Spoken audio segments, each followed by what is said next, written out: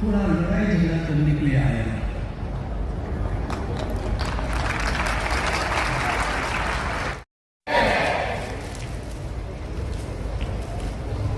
ये बुक का विमोचन हो रहा है आप लोगों के बीच में। ये बहुत जल्दी मार्केट में भी अवेलेबल होगी कि एकल समाज में और देश में राष्ट्र निर्माण का काम किस तरह कर रहा है, सब आप लोगों के बीच में होगी। अपना तन, मन और धन तीनों तरीके से आप एकल के साथ जुड़े और राष्ट्र निर्माण के अंदर सबसे बड़ा सहयोग होगा इसका। एक बार जोरदार तालियां सभी के लिए। जितने भी बड़े छोटे बुजुर्ग सबको नमस्कार। भारत माता की, भारत माता की, बोलो सियावर रामचंद्र की, बोलो सियावर रामचंद्र की, हर हर। मैं आभारी हूँ कि आज मुझे इस मंच पर अपनी बातों को रखने का मौका मिला और इतनी खूबसूरत संस्था के पुस्तक का इनॉग्रेशन करने का भी मौका मिला और पुस्तक में नाजिया इलाही खान लिखा हुआ भी है। और काफी प्रेरणा तो बचपन से ही थी कि कुछ ना कुछ लिखूं, कुछ ना कुछ करूं, कुछ ऐसा करूं जो समाज के लिए भला हो, कुछ ऐसा करूं कि मेरी मुस्लिम कम्युनिटी की बेटियों के लिए भला हो, कुछ ऐसा करूं कि इस देश की सभी बेटियों के लिए भला हो जाए।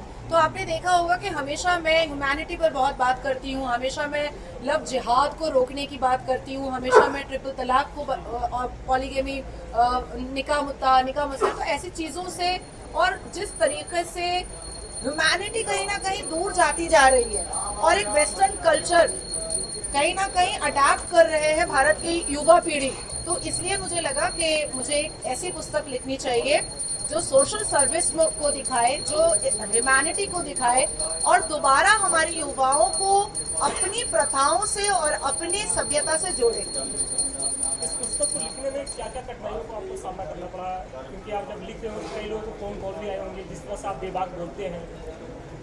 भी जब लिख रही थी तो किसी को तो पता नहीं था कि मैं कुछ लिख रही हूँ। इसके बाद भी मेरी एक बुक आने वाली है, मुस्लिम बेटी की पुकार। तो जब लिख रही होती हूँ तो किसी को पता नहीं होता है, लेकिन मेरे बेबाक, मैं एक्चुअली बेबाक नहीं बोलती हूँ। आई कांट से कि मैं बेबाक बोलती हूँ। यहाँ पर कितने पत्रकार हैं जो मुझे जानते हैं, जो मुझे रोज़ बैठाते हैं अपने पैनलिस्ट, एज अ पैनलिस्ट। मैं बेबाक नहीं बोलती हूँ, बहुत फैक्ट को बहुत क्रिस्टल क्लियर बोलती हूँ। जो भी चीज़ें फैक्ट होती हैं, जो संवैधानिक होती है, जो बिल्कुल वाइट को वाइट और ब्लैक को ब्लैक बोलने की मेरी आदत हमेशा से रही है। तो आपको तो पता ही है कि 8 सितंबर 2024 में पश्चिम बंगाल में मॉब लिंचिंग हो रही थी मेरी। उसके बाद फिर अभी मैं कुंभ गंगा स्नान करने जा रही थी और रमज़ान का महीना था, तो वहाँ पर भी अटैक हुआ। और ऐसी धमकियाँ तो रोज़ 200 मिलती हैं, लेकिन अगर संकल्प आपका बड़ा होता है, अगर आपके अंदर जोश होता है और मातृभूमि के लिए प्यार और श्रद्धा होती है और अपने राष्ट्र के लिए डेडिकेशन नहीं डिवोशन होता है, तो आप फिर इन सब चीज़ों से बिल्कुल परे हो जाते हो।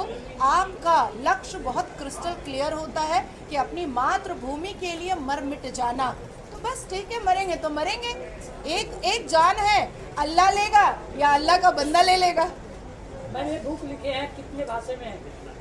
अभी तो सिर्फ हिंदी में है। हाँ, क्या आने वाला टाइम में इंग्लिश या उर्दू भी हो सकता है? नहीं, इंग्लिश तो ज़रूर होगा, लेकिन मेरी जो बुक आ रही है बेटी की पुकार, वो अरबी, पर्शियन, हिंदी, उर्दू, इंग्लिश, और इसको भी मैं चाहूँगी कि मैं उर्दू में करूँ ताकि जो मुस्लिम समुदाय है वो उर्दू में पढ़ सके इस किताब को। सुनील सर, आप क्या कहना चाहेंगे इस पुस्तक के बारे में? देखिए, ये पुस्तक जो है क्या है, ये एकल जो है एक मौन क्रांति है। अभी तक काफ़ी क्रांति हुई हैं। फ्रेंच रिवॉल्यूशन हुई, इसके बाद 17वीं शताब्दी में हुई फ्रेंच रिवॉल्यूशन। 19वीं शताब्दी में आप देखें रशियन रिवॉल्यूशन हुई, चाइनीज़ रिवॉल्यूशन हुई।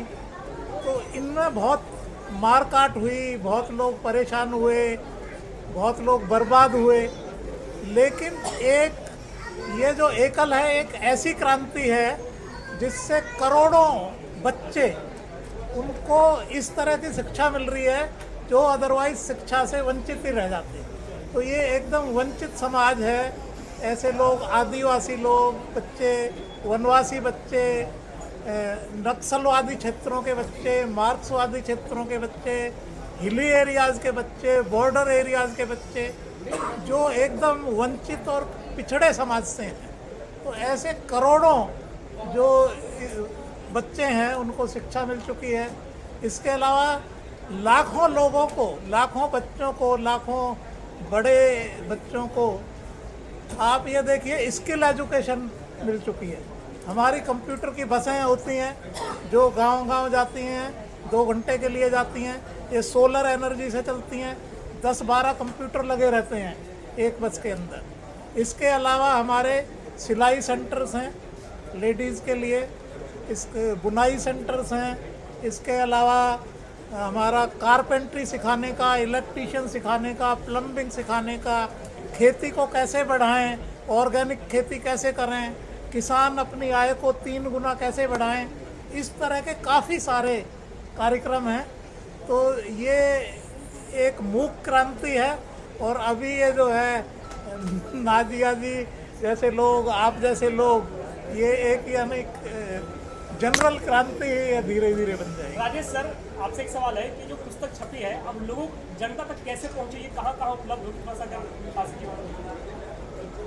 ये बुक तो अवेलेबल होगी, हर जगह होगी, और ये आपको इंटरनेट पे मिलेगी, ऑनलाइन भी मिलेगी, और ये बुक शेल्फ जैसे आम बुक मिलती हैं वैसे मिलेगी।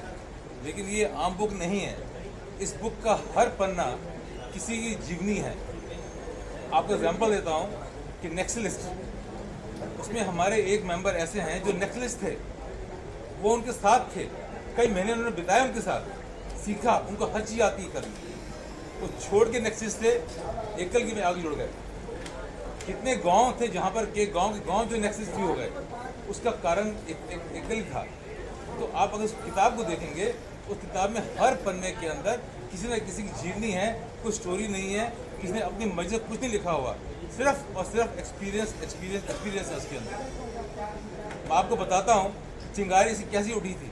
आप किताब पढ़ेंगे तो आज से 40 साल पहले हमारे डॉक्टर पोपली हुआ करते थे जो अमेरिका के अंदर न्यूक्लियर साइंटिस्ट थे, और वो उनके मन में आया कि मैं यहाँ पर क्या कर रहा हूँ, मेरा देश वहाँ पर है, देश की ज़रूरत है मेरी।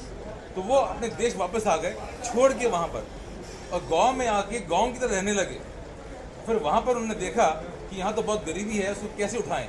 तो उन्होंने फिर सोचा कि कैसे स्कूल को बनाया जाए जो खेले कूदे, और वो खेल कूद में ही बच्चों को सिखाना चाहते थे, जिसका आधार बना एक स्कूल, एक टीचर, एक गाँव के अंदर, ये एकल बना।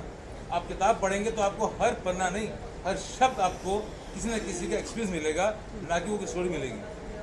जरूर पढ़िएगा, ये वाकई किताब नहीं है, ये क्रांति है, और हिंदुस्तान में नहीं। मैं देश के सभी युवाओं को ये मैसेज देना चाहती हूँ कि अपनी प्रथाओं पे वापस आ जाए, अपनी सभ्यता पे वापस आ जाए। इसलिए मैंने 2 गाने का उल्लेख भी किया, मैंने वहाँ पर 2 गाना भी गाया। इसलिए गाया कि किस तरीके से बॉलीवुड के द्वारा हिंदू समाज को आघात पहुंचाया गया है, देवी देवताओं को आघात पहुंचाया गया है।